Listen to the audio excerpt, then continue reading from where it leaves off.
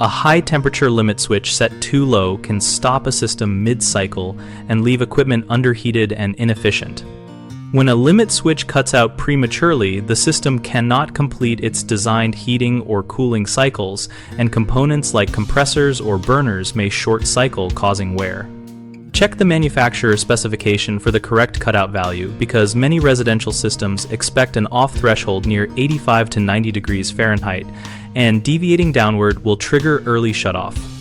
Use a reliable thermometer at the sensor location to verify actual temperature against the switch reading, and adjust only with the documented adjustment procedure in the service manual.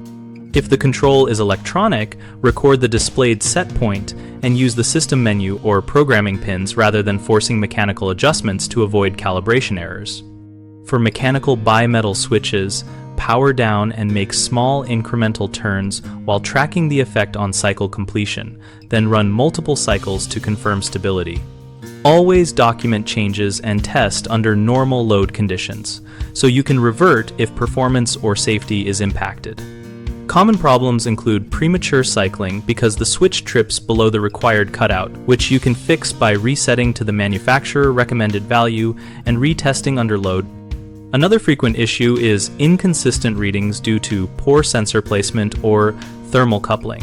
Improving sensor contact and insulating adjacent wiring will stabilize readings.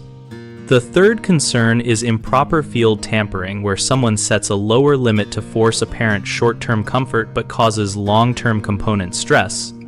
Follow documented adjustment steps and avoid changing other safety settings to compensate.